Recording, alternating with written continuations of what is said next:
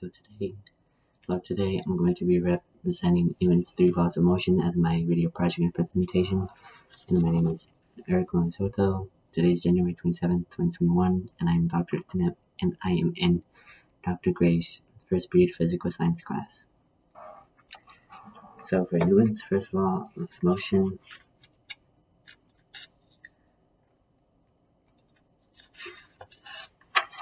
for Newton's first law of motion, it states that an object either remains at rest or continues to move at a constant velocity unless acted upon by an external force. So my first example to represent Newton's fundamentals of his first law, I will be using a hanger, which remains at rest on my doorknob, and if myself, which is the external force, pull the hanger, then it will no longer be at rest. Stated by Newton's first law, which states that an object remains at rest again, an object either remains at rest unless acted upon by an external force.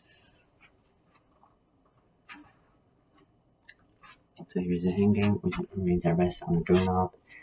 If nothing happens to the hanger, it will remain at rest unless myself, the external force, pull on the object, then no longer remain at rest since I'm the external force.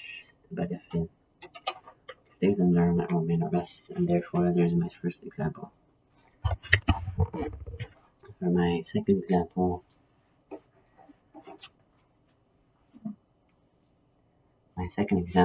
I'll be using a snow globe of 2020. I got it during Christmas, but by using the snow globe, which plays music, if the snow globe switch stays in motion, which by pushing it, it will stay in motion and it will play a song, which is "We Wish You a Merry Christmas." But yet again, if I'm the external force and if I pull the snow globe switch, then it will no longer stay in motion and it won't play a song. So as I play the switch, it will play "We Wish You a Merry Christmas."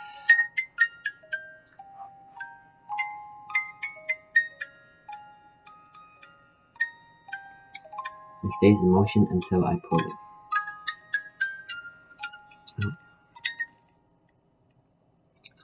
As long as I pull on the snow globe switch, which plays "Wish You a Merry Christmas," then it will no longer stay in motion. But if I let go of the switch, then it will play the song.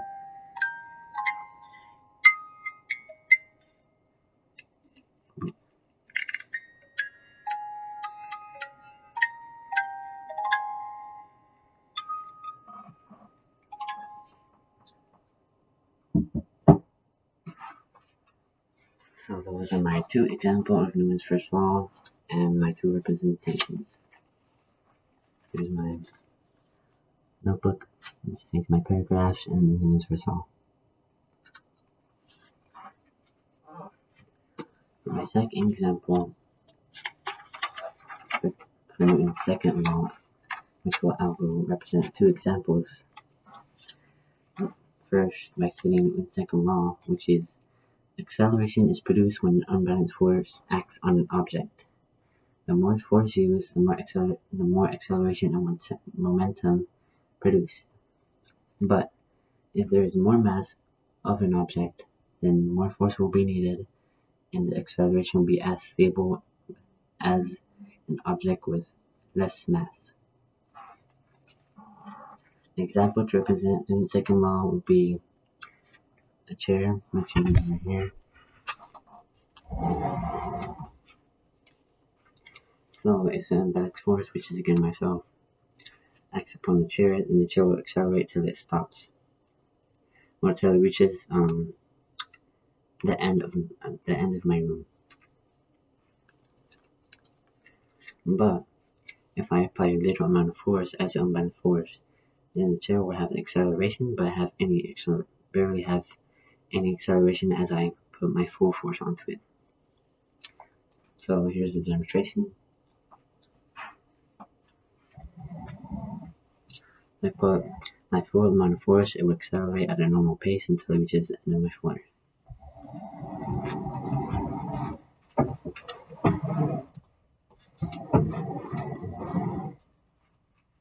But if I apply a little amount of motion, then it will barely have any acceleration, and therefore it won't have any momentum and acceleration as if I put my full force onto it. So it will take more time to reach the end of my floor as I put little amount of force onto the chair.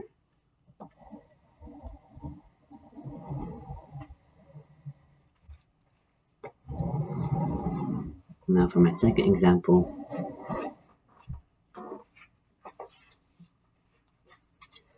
I will be using my desk,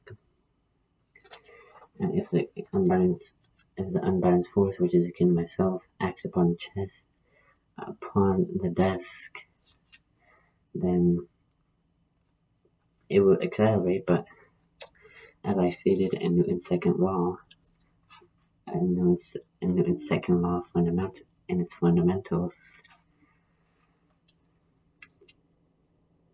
if it has more mass, then the more inertia it will have.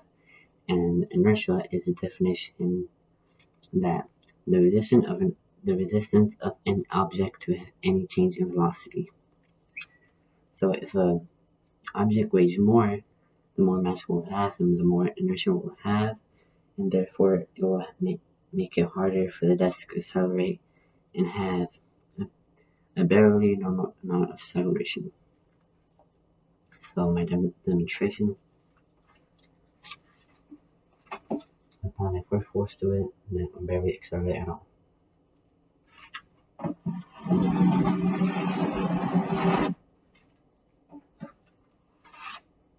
And then because of its mass and the inertia it has to resist any change in velocity by the unbalanced force, which is myself. Here's my notebook. I've just seen the second law, my first example, and my second example. And the definition of inertia, which is right here. Now for the third law, until my examples, which are is based off of Newton's third laws for fundamentals, which is for every action which is a force in nature, there is an equal and opposite reaction. So for our first example, stating these fundamentals of an action colliding with an object, so can a first object and a second object, then it will have an equal and opposite reaction. So for my first example, I'll be using the instrument, which is a string instrument, the viola. The first object, which is a bowstring, if I apply enough force to the bowstring, then the second object, which is the viola strings, they will vibrate with the bowstring and they'll produce sound when applied force to it. So here's my demonstration.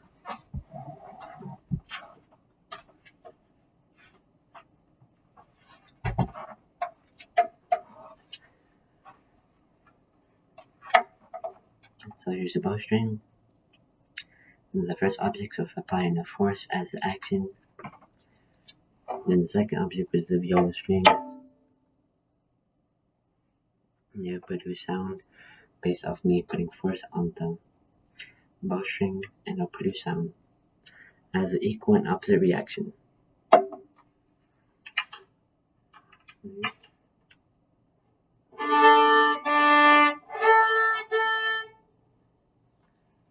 That's my demonstration for my first example.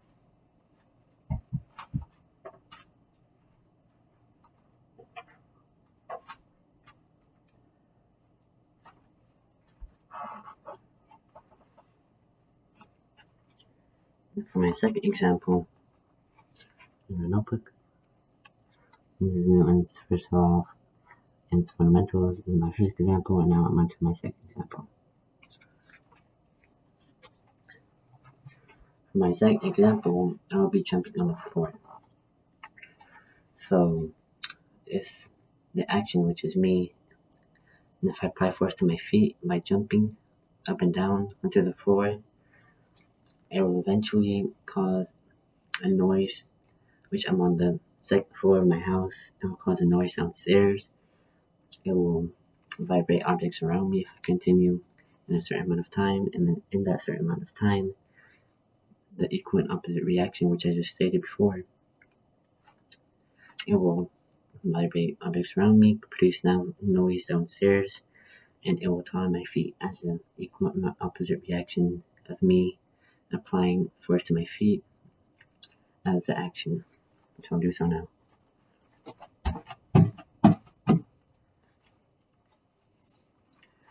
So downstairs, it produces a noise as I jumped and vibrated objects around me, even if you didn't hear it, not me. Vibrate objects around me, and eventually, as I keep on jumping, I fear my feet will get tired, and those are all the equal and opposite reactions if I apply force to the floor with my feet. And that is Newton's second law in both of my second examples. That is not Newton's second law, that is Newton's third law, and those are Newton's third law, and that is both of my examples. So, today I have represented Newton's 3 laws of motion.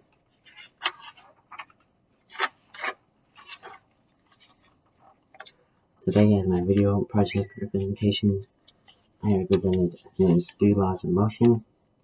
My name is Eric Ornelas-Soto. Today is January 27th, 2021.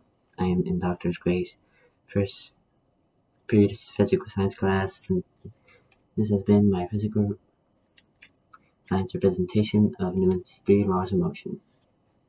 Thank you.